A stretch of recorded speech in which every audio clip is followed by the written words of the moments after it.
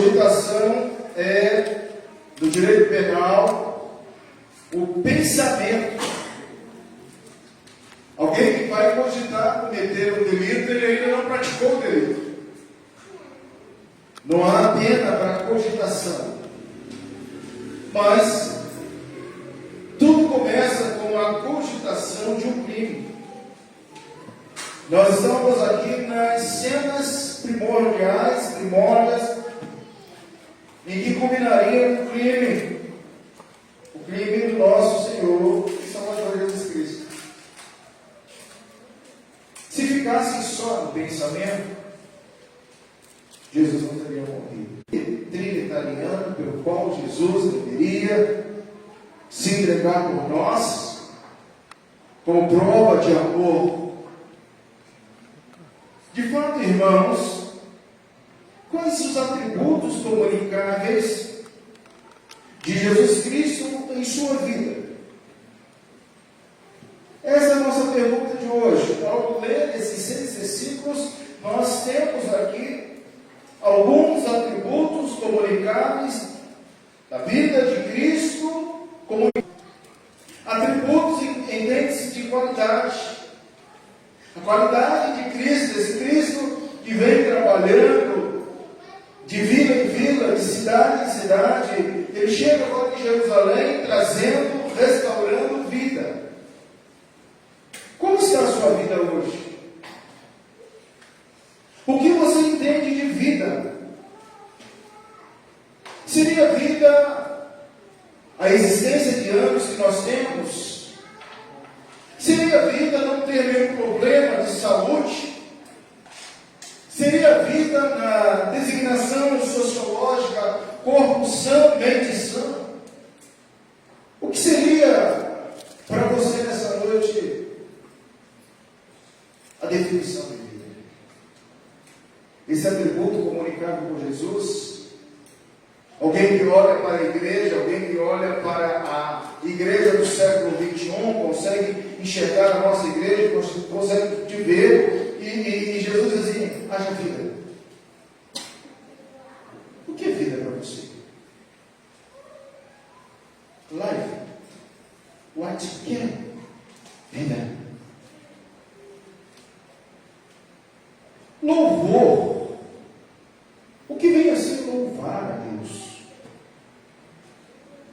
Numa expressão máxima, louvar a Deus é ir a Deus, é o trono da graça, é chegar lá, como nós lemos no Catecismo de Edberg, bater: ó Senhor, Tu estás à direita de Deus Pai, e intercede pela minha vida, intercede pela minha casa, intercede pela minha saúde, intercede pelo meu marido, intercede pelos meus filhos, intercede pelo meu patrão, intercede pela minha cidade, intercede pelo sul. Portanto, Senhor, eu te louvo na beleza da santidade. Quando foi a última vez que esse atributo comunicado de Deus na sua vida bateu no seu coração e você, de uma forma máxima, disse: Senhor, eu me prostro a Ti em atos de louvores. Louvai ao Senhor toda a terra, louvai todo ser que respire, louva ao Senhor. Entrai por essas portas com ações de graças e no seu íntimo com louvores ao Senhor. O homem Jesus estava para partir, mas no seu coração ele havia um ato de louvor a Deus. Graça. Tu tem graça. Senhor, eu não merecia, mas o Teu amor, a Tua graça me põe de pé hoje. A Tua graça me faz respirar. A Tua graça é maior do que a vida. Os meus lábios Te louvam. Então dê graças ao Senhor. Ser grato ao Senhor. Entenda que a sua vida é uma prova da gratidão de Deus.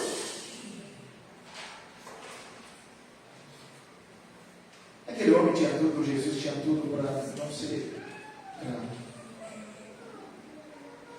Porque a pior coisa que existe é a traição.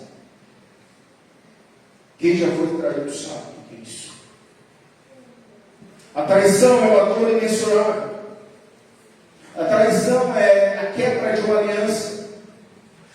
traição é a dor que penetra na alma e vai aos ossos do organismo humano e penetra na mente de uma pessoa. A dor da traição é imensurável e o pacto da traição estava a caminho.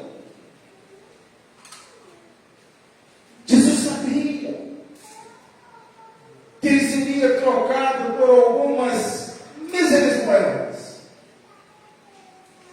A sua vida não valia mais que 30 moedas.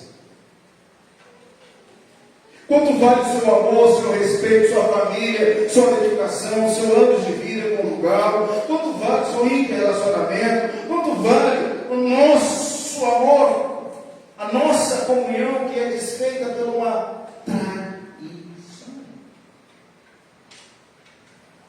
Só quem sofreu traição sabe o que é isso. Graça. É graça. E por fim você vê o amor declarado por Jesus. Pagadelas. Quais destes atributos comunicados você precisa mais hoje? Seria conceito de vida? Seria aprender a louvar? Seria ser grato e viver tudo de graça? Ou seria realmente aprender a amar? Feche os seus olhos e consulte a Deus agora, Senhor, me mostra nesse momento quais esses atributos e o meu coração está mais necessitado agora, nesse instante, Senhor. Ó Senhor, tome a minha vida. Ó Senhor, ilumine-me para que eu possa entender o que Lucas quis escrever, o seu amigo Teófilo. Ó Senhor, nós estamos nos últimos momentos do Senhor, nesse mundo, nesse plano físico. Claro que o Senhor está aqui agora espiritualmente, claro que o Senhor está dentro de nós, claro que o Senhor está sentado à direita de Deus Pai, claro que temos certeza disso tudo. Mas assim como o Senhor, eu preciso restaurar hoje a vida. Eu preciso recuperar o louvor. Eu preciso dar graças. E eu preciso, Senhor, amar. Amar. Que eu possa aplicar esses atributos comunicáveis em meu coração. Em nome de Jesus. Amém. Queridos irmãos, semana passada perguntamos por que os eleitos são redimidos por Cristo. Você viu que o plano original de Deus foi alterado pela desobediência. Adão, o representante universal da humanidade, foi incompetente e não cumpriu o projeto de Deus. Então, Deus entrega seu Filho, unigênito Filho, para que os nossos pecados fossem justificados. Agora em Cristo, a sua ira é aplacada, a restauração da nossa alma é restabelecida. Sem Cristo você não se deleitará. Você, sem Cristo, vai se deleitar, melhor dizendo, no pecado. E o salário do pecado é a morte. Aqueles pecados que tentam justificar os delitos da carne, as fraquezas da carne, como o pecado da luxúria, do adultério, da idiosincrasia.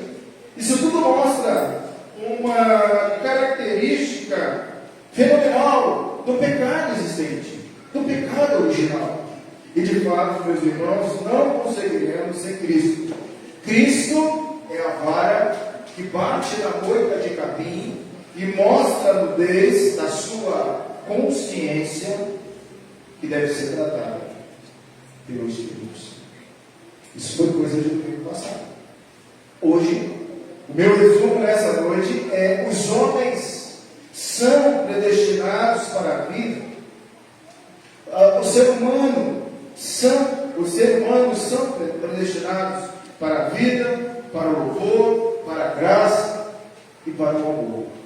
Atributos comunicados que nós vamos aprender esse texto e vamos aplicar em nossa vida nessa noite. Estamos terminando a quarta-feira da paixão. Já no próximo sermão nós estaremos entrando na quinta-feira. Nós vamos então no capítulo 22, no verso 7, ao verso 71, e está na quinta-feira da paixão.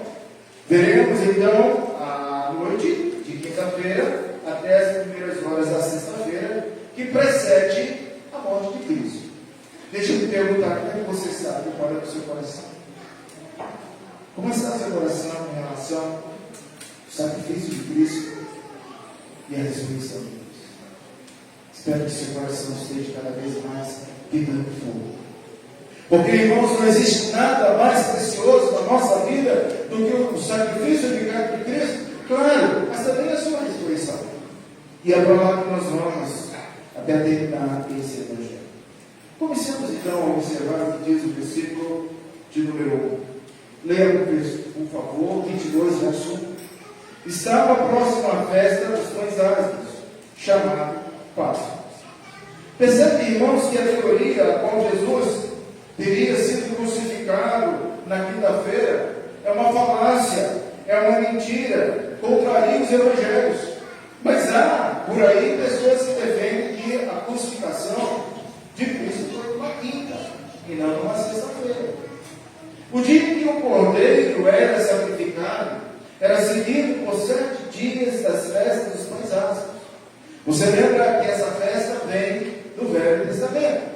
As crianças que estão com o papelzinho, que vai desenhar, que estão quietinhas ao lado do vô, da vovó, da mamãe, podem começar a desenhar aí pães. Pode desenhar pães. E desenhe bastante pães sem fermento. Pães ázimos.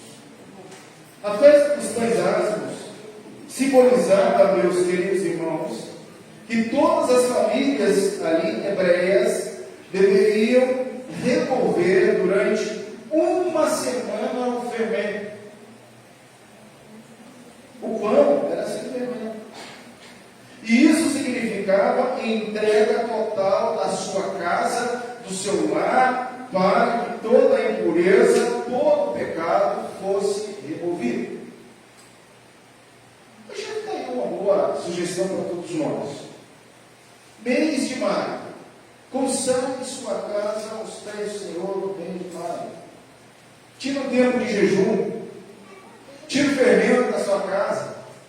O fermento pode ser aquilo que faz a massa levedar. E o que faz a massa levedar? Discussões infâmias, besteiradas que às vezes acontecem no tempo de casa. Você vai amar mais, você vai estar ligado mais ao Senhor. Em vez de você falar mais, você vai estar mais reflexivo, orando ao Senhor, pelo seu marido, pela sua filha, pelo cachorro, pelo papagaio, por tudo que você tem em sua casa. Não sei se você tem em sua casa, mas tinha fermento. Fermento é aquilo que irrita. E eu vou dizer uma coisa, nós somos mestres de irritar. Parece que depois que nós casamos, nós tiramos, todo casal é assim. Se não acontece com você, pede semelhança. Mas todo casal sabe irritar o seu cônjuge. Sabe? Parece que tem dia que você fala assim, hoje eu vou irritar fulano. Nunca aconteceu isso com vocês, não? Ah, não, gente, no caso de vocês é um sangue. Meu Deus do céu. O que faz levedar a massa lá da sua casa lá? Retire isso. Trate esse mês como as famílias faziam lá. Eram 7 dias da festa e eles deveriam comer apenas pães sem fermento. Como lembrete, consta da providência divina da libertação do Egito. Está no Velho Testamento, Levítico, que você lê sobre a festa dos pães ázimos, que era celebrado de 15 a 21 de Nissan, mês de Nissan. Tão estreita é essa relação entre a própria ceia pascual e a festa dos pães sem fermento, que se seguia à expressão Páscoa. Esse ano nós estamos aqui demonstrando para as crianças o que era Páscoa naquele tempo. E eu fiquei com a expressão daqueles meninos provando ervas amargas, provando aquela massa de bolo. Vocês viram na escola dominical a reação daquelas crianças experimentando uma Páscoa do Velho Testamento. E às vezes, irmãos, nós temos que trazer à nossa mente o que Lucas, capítulo 22, 1 começa a inserir para nós aqui que estava próxima à festa dos pães asmos, a chamada Páscoa. Uma vez que a Páscoa ela é mencionada, se aproximando, faltavam 2 dias para que isso pudesse acontecer. Teria sido terça-feira, quando os inimigos de Cristo convocaram uma reunião para conspirar contra eles e decidir como prendê-lo e conduzi-lo à morte. Portanto, não dá para entender, defender a tese da crucificação de Cristo numa quinta-feira. Não foi isso que aconteceu. Verso de número 2. Preocupavam-se os principais sacerdotes e os escribas em como tirar a vida a Jesus, porque temiam o povo. Eu coloquei uma palavra aqui, que você já prestou atenção, cogitação. Eles começam agora a cogitar, a pensar como tirar a vida de Jesus. Os conspiradores eram os principais sacerdotes. Eram aqueles que estavam à frente das sinagogas. Mas também não eram só aqueles sacerdotes, eram os escribas, que eram homens que já tinham uma fama maior, melhor, eram os secretários, os grandes redatores da lei, da palavra, do Velho Testamento. Assim como diz lá em Mateus 26,6 também, os anciões do povo estavam nesse grupo. Alguma coisa estava errada, esse homem tem que parar. Irmãos, o que o mundo faz para parar Jesus? O que o mundo faz para parar Jesus no século XXI? O que acontece com a sua vida para te parar? Eles queriam lá parar Jesus. As preocupações hoje que vêm sobre a nossa mente, nós falávamos no domingo passado sobre algumas coisas que nos tira do alvo, da meta de servir, de adorar ao Senhor. E hoje nós queremos falar sobre vida. Nós queremos falar hoje sobre louvor, graça e amor. E essas coisas são paralisadas quando os conspiradores querem matar Cristo, querem destruir Cristo da sua vida. A sua consciência é levada a paralisar-se diante de coisas que vêm. Quantas e quantas vezes, irmãos, nós entramos num redemoinho, ou numa crise existencial, ou numa crise de fé, que neutraliza a nossa própria força de ação. Todo mundo sabe que devemos edificar a nossa vida sobre a rocha, que é Cristo Jesus. Mas por que nós edificamos a nossa vida sobre a areia? Que os ventos vão soprar e nós vamos cair. A areia pode ser tudo aquilo que não dá estabilidade, que não dá sustentabilidade e que rouba, vai furtar, melhor dizendo, vai furtar a nossa meta, o nosso alvo de adorar, de louvar, de amar, de servir, de viver Cristo. Eu não entendo porque hoje eu não vejo pessoas como o apóstolo Paulo que diz assim, para mim viver é Cristo. Você pode falar isso para você na sua mente agora? Você pode reforçar essa afirmação para quem viver é Cristo. A consciência, ela precisa estar cativa a essa decisão, porque senão nós vamos paralisados. Os conspiradores estavam ali, o plano de levar Jesus à morte existia. E a gente vem acompanhando essa cogitação pela via da Galileia, ali por Belém, nós vamos de Samaria. As pessoas, ao sempre uma autoridade, um sacerdote, um fariseu, queriam tirar a vida de Jesus. Nós vemos muitas passagens que demonstram isso. Marcos 3, 6, 11, 18, 12, 7, Lucas 19, 47. Aliás, essa passagem do verso 22 é bem clara, eventualmente uma reiteração de outros textos dos sinóticos, eventualmente podemos entender porque nas 3 passagens é dito, ou fica implícito, que os conspiradores, desde o finalzinho do verso 2, temiam o povo.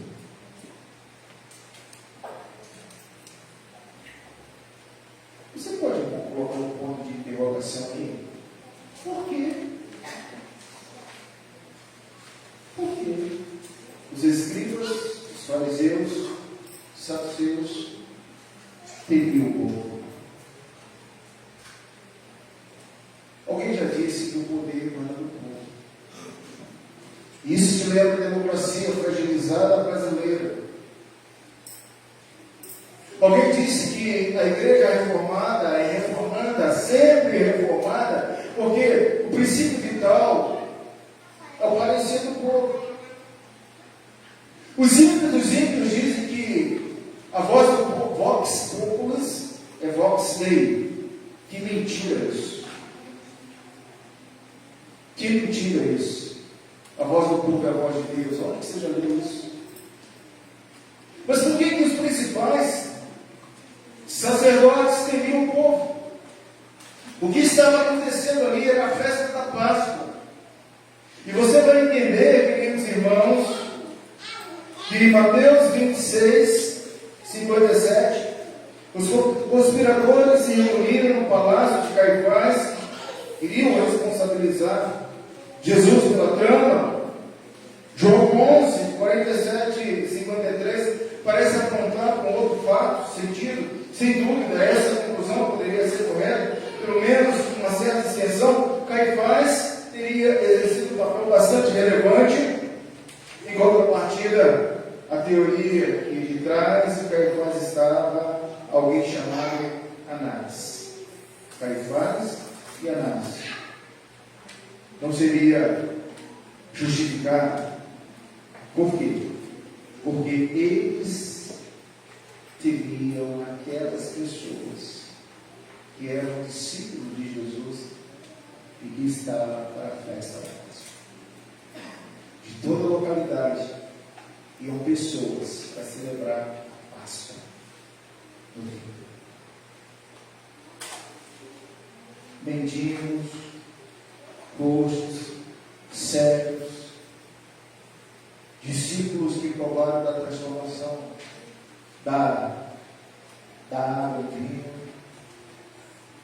da multiplicação dos pães, dos peixes. E eles começaram a cogitar, a pensar: se a gente for agressivo com esse Cristo, com esse Jesus chamado Cristo, a população pode se revoltar contra nós. Entendeu o que isso significa? Verso 3 e verso 4. Nós temos algo, irmãos, muito triste.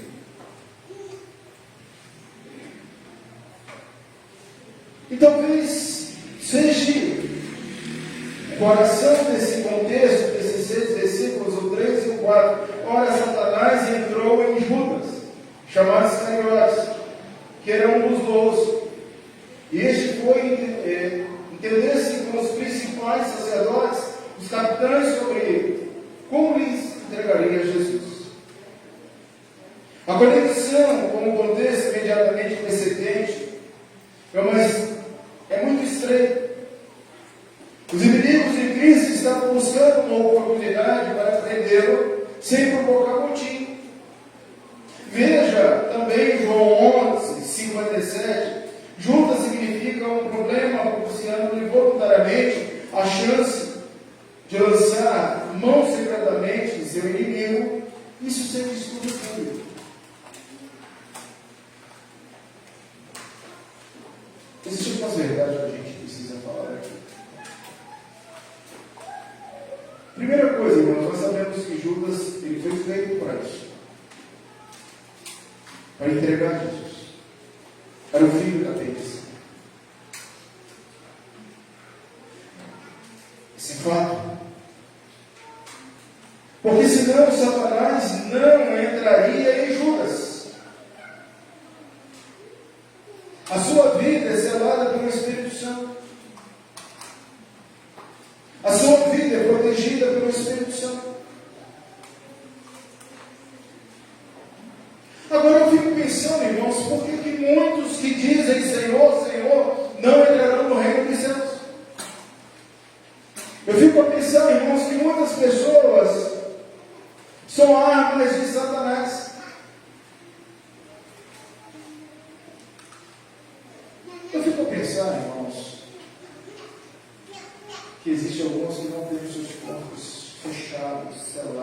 do Espírito Santo. Quando eu estava estudando esse texto, eu levantei algumas questões em casa. E perguntei grosso, mas grosso. Judas não ouviu Jesus pregando? Judas não foi chamado por Jesus? Judas não fazia o colégio do apostolado compor o número 12? Por que Satanás tomou conta de Judas? Ela me respondeu, ele era filho da perdição. E quanto a essa resposta não há argumento, a gente sabe disso.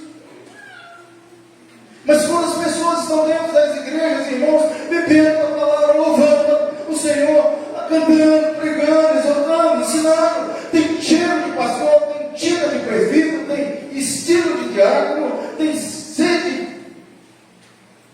Mas Satanás entra. Mas Satanás entra.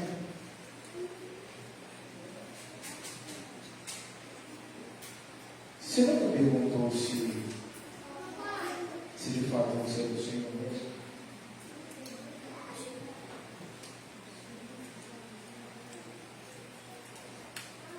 Como é que eu tenho certeza que eu sou do Senhor Jesus?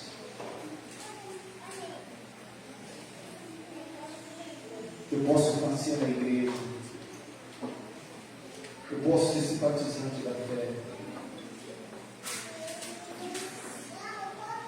eu posso não ser Jesus. Eu posso ceiar. Eu posso levar o nome de presbiteriano. Busque na sua consciência quais são as qualidades e os atributos daqueles que não são filhos de Deus. E hoje eu já mencionei vários deles e que está inserido aqui. Primeiro, não sabe o que é vida. O que é vida? Eu quero dizer que pode haver uma pessoa problemática que não tem saúde mental, que não tem saúde física, que não tem saúde emocional, e ser filho de Jesus, lavado e redimido pelo sangue do Cordeiro. Então é mente, sangue e corrupção. Isso não é vida. Posso falar para você que pode ter ali na esquina alguém embriagado, caído, morto, na cachaça, no álcool, nas drogas, nos vícios, e ser filho de Davi. E posso dizer que você está aqui cheirosinho, preparado, me ouvindo, já louvou, já leu, já orou, vai na ceia daqui a pouco. E Satanás é.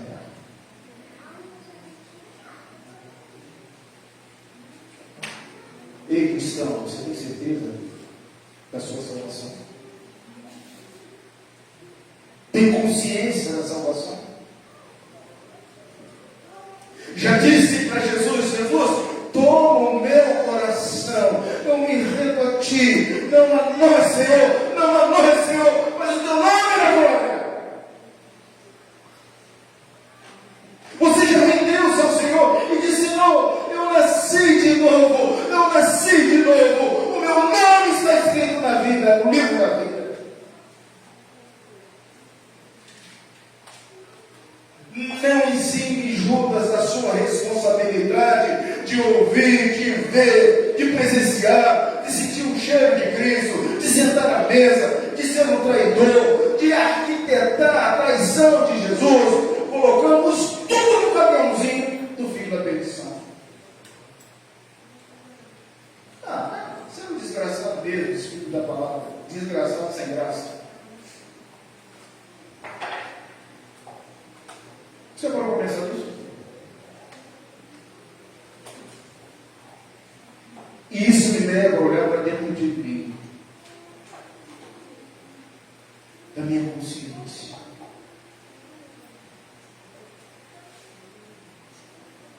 Judas era, acima de tudo, uma pessoa altamente privilegiada. Altamente privilegiada. Era um dos 12, como todos os 4 evangelistas concordaram em realçar. Ele fazia parte da equipe, ele era um dos tais. Durante vários meses, Judas viveu na presença imediata de Cristo.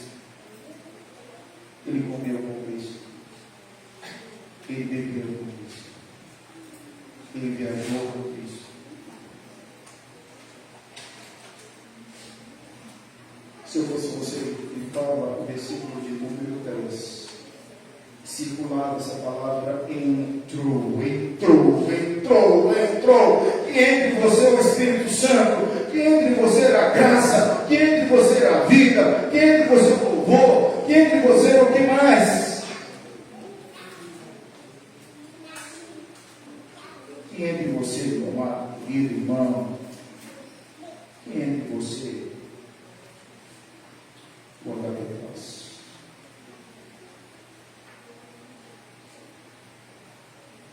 Fico pensando, queridos. No verso 5, no verso 6. Então eles se alegraram e combinaram em dar dinheiro. Judas concordou e buscava uma boa ocasião de o entregar sem. O que vem à nossa memória aqui nesse momento?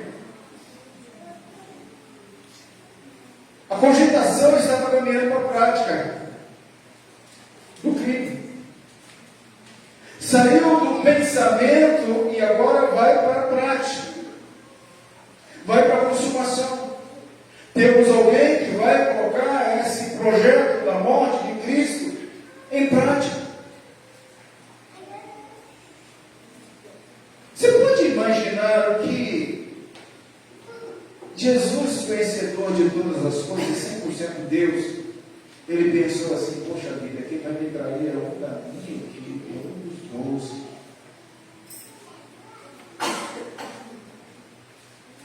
Será por que Jesus deixou isso?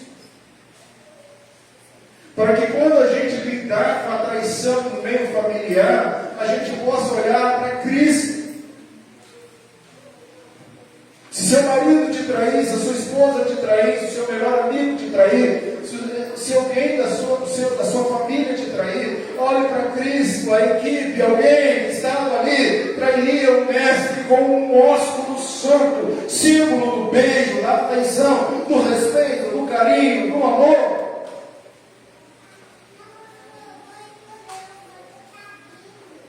Os principais sacerdotes se esfregaram as mãos e agora tinha quem vai entregar Jesus é o Senhor.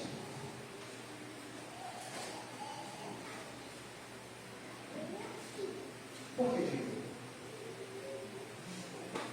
Você percebeu que tem nesse versículo dar dinheiro? Por que dinheiro? O dinheiro, diz a palavra de Deus, é a raiz de todos os males.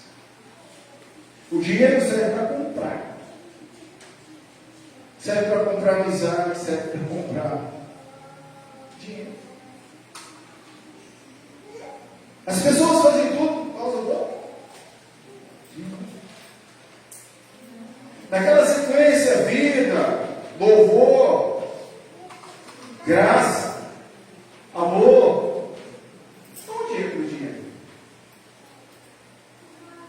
O dinheiro mistura tudo isso. Quem ama mais o dinheiro está louvando a Deus, está louvando a Mamon, que é um Deus de dinheiro. O dinheiro poderia comprar a consciência de Deus. O dinheiro tem que comprar a sua consciência. O dinheiro tem que comprar o seu culto a Deus.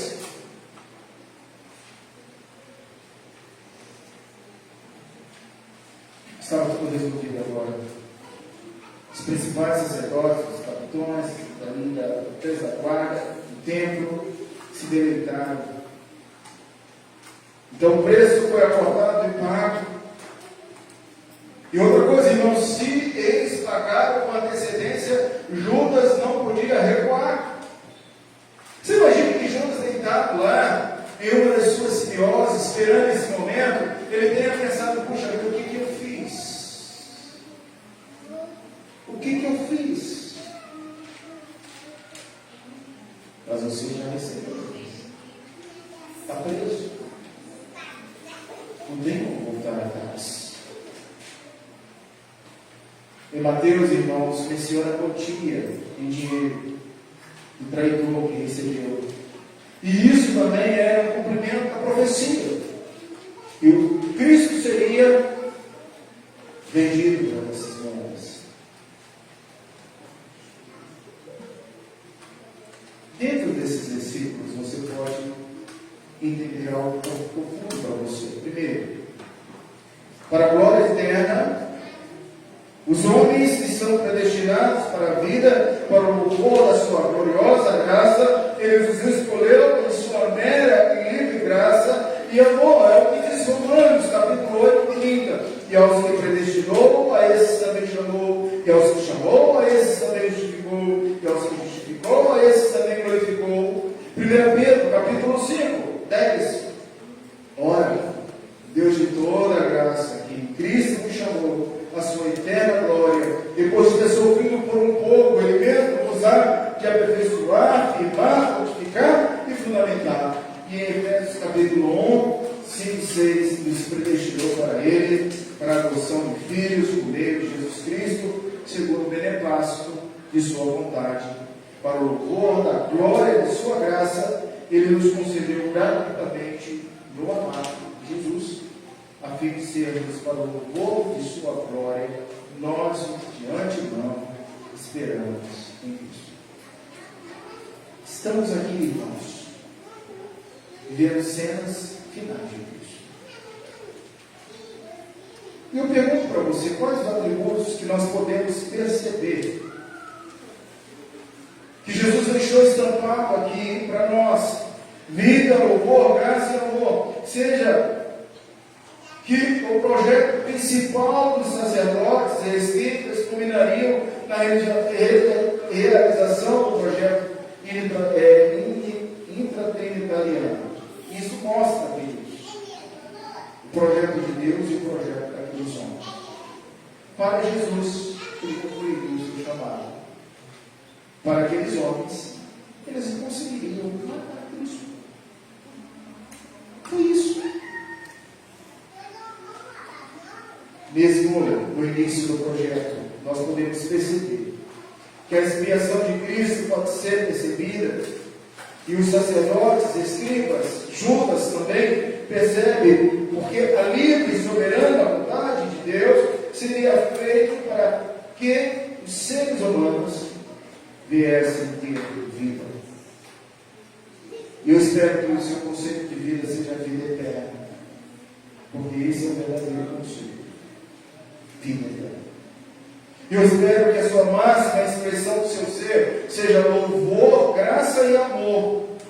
Qualidades essenciais para que essa vida possa ser com Cristo, em Cristo. Mas antes da gente pensar nessas qualidades, nesses atributos comunicados que nós colocamos lá no início, o que destrói a consciência?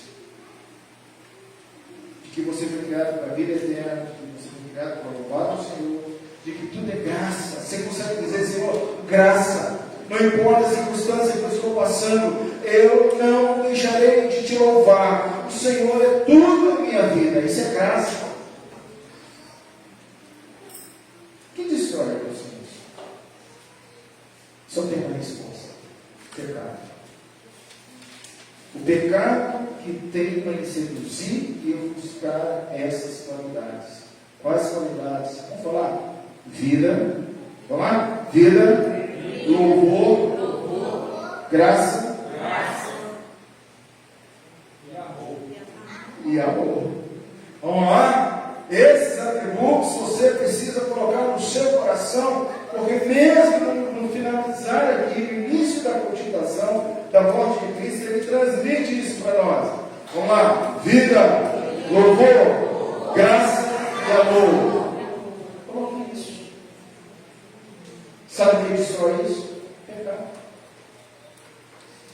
O eleito cuida e deve proteger a sua consciência contra os ataques que os pecados produzem na nossa vida e em nossa vida. Basta você olhar agora para a lei e você vai vencer esses ataques e vai ter vida, louvor, graça e amor. A Bíblia diz: amar a Deus sobre todas as coisas e não ter outros deuses. Quem são os deuses da gente, dos eleitos, dos crentes? Que parece que Satanás está tomando de conta, é uma palavra que a gente usa muito no essa, tomando conta do seu coração. Está entrando na sua vida quando você começa a produzir outros deuses. E eu produzo outros deuses. Desespero, angústia, depressão, ansiedade, a fraqueza, a falta de fé. Isso destrói a vida. Não fazer ídolos nem imagens para adorar.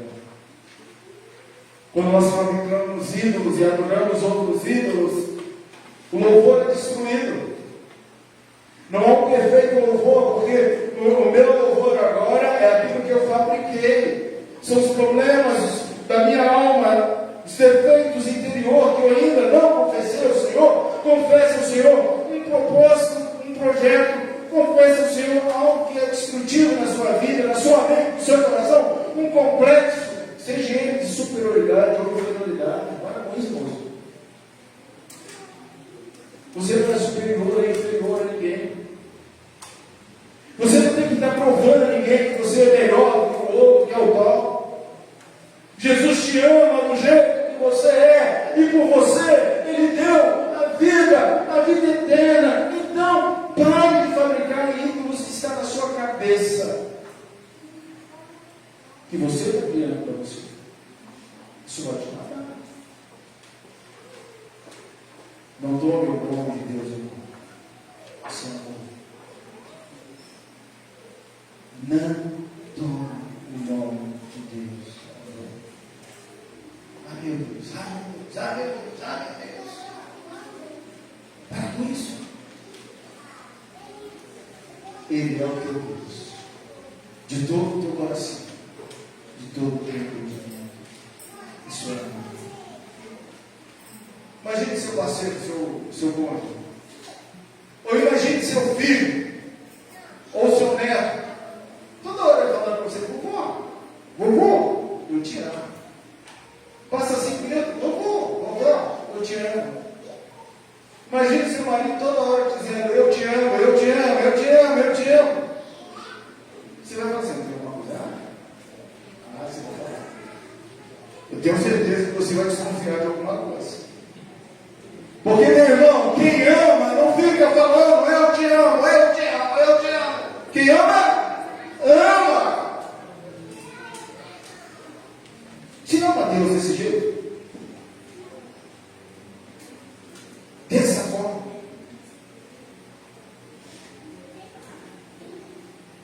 descanse. No 7º dia ele descansou. Isso é graça. Quando chegar aqui, você entregou o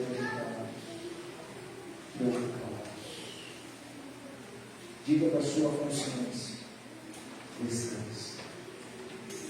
Confie. Descanse. Tem que falar para entrar na mente. Eu não fico aqui fazendo besteirada, não. Eu quero que você introduza na sua mente. Fale para você: Senhor, em Ti eu descanso, eu confio.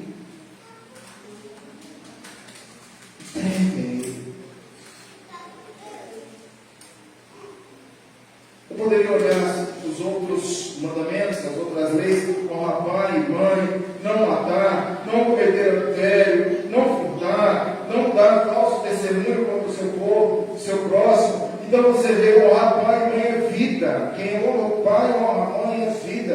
Você tem amor pelo seu pai, você tem amor pela sua mãe. Então viva, ame incondicionalmente. Não mate.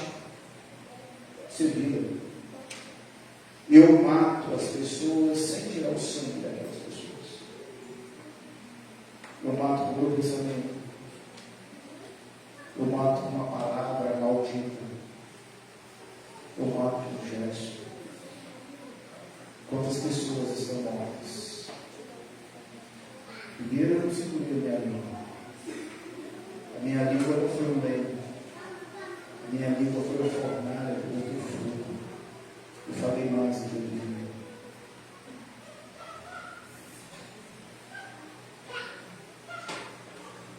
Eu quero terminar essa semana. Eu quero dizer que você não valoriza a vida quando você deixa a sua vida física, espiritual e eterna ao lado. Quando você não se preocupa com a vida física, espiritual e eterna. Sua vida é templo físico, é templo do Espírito Santo. Cuide da sua vida. Você tem que ter responsabilidade com a sua vida. Sua vida espiritual tem que ser de oração, tem que ser de contrição, tem que ser de piedade, tem que ser de reverência. Cuide da sua vida espiritual, ó crente! A sua vida é sobre os aspectos eternos. É olhar para Deus, Ele se aproxima. Deus está chegando. Jesus está voltando à vida. Você não louva a Deus. Quando foi a última vez que você louvou a Deus, você foi ao trono da graça e disse: Senhor, eu me rendo a Ti, eu vou a Ti agora. Para de murmurar, de resmungar. Comece a louvar a Deus. Você sabe louvar a Deus? Não estou falando de saber cantar. Tem gente que acha que louvar é só cantar. Vou agora louvar o Senhor. Vou cantar todos os 400 hinos do nosso cenário. Meu irmão, você não precisa disso. O que é louvar a Deus? Entre no seu quarto. Feche a sua porta. Feche a sua boca. E em secreto, Deus se deu a sua boca. É isso. E o amor, hein? Falando um pouco do amor, né? Você tem consciência de que tudo que rege o governo desse mundo é o amor? Você sabe por quê? A maior carência do homem não é de comida, não é de roupa, não é de bebida, mas a maior carência do ser humano é o amor. O que é o amor? Coríntios capítulo 13. A excelência do amor. O amor é o dom supremo. Agora permanece a fé, a esperança e o amor. Porém, desse o maior é o. Se sabe, cara.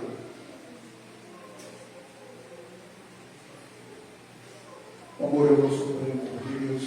Porque Deus é amor. Porque Deus é amor. Mas uma salutar teologia, você diz: porque Deus me amou, por isso eu me amo. Seu coração só terá paz quando Jesus habitar aqui. E pode ser agora, queridos. O que mais essa passagem nos ensina? Então Satanás entrou em Judas. As Escrituras enfatizam o papel de Satanás nos assuntos dos homens. E não podemos deixar de lembrar que quando Satanás ele entra, ele mata, ele rouba e ele destrói. O propósito de Satanás é matar, roubar e destruir. Devemos lembrar da oração do Pai Nosso. Livra-nos do mal. Você sabe o que está lá no grego? Livra-nos do maligno. Livra-nos de Satanás. Senhor, livra-nos. Você é o eleito? Amém? Tem certeza da salvação? Amém? Vai para o céu? Amém? Então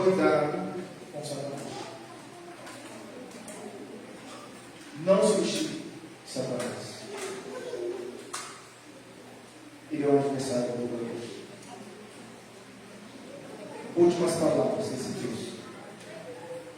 Aspecto fundamental para a minha vida essa semana: eles se deleitarão. Está aqui. Está aqui falando dos potentes de Cristo. Satisfação deles.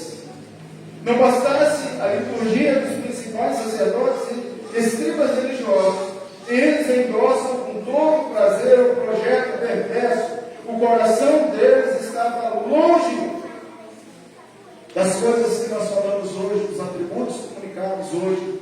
Estava longe do louvor, vamos falar a última vez, do louvor, da graça, do amor e da vida. Troquei aqui a sequência de propósito. Estava longe do louvor, da graça, do amor.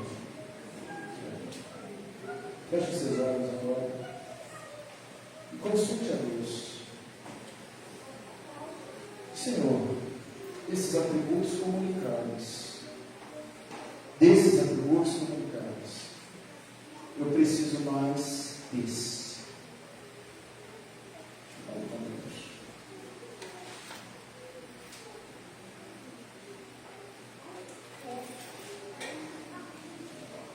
Obrigado, Senhor Jesus.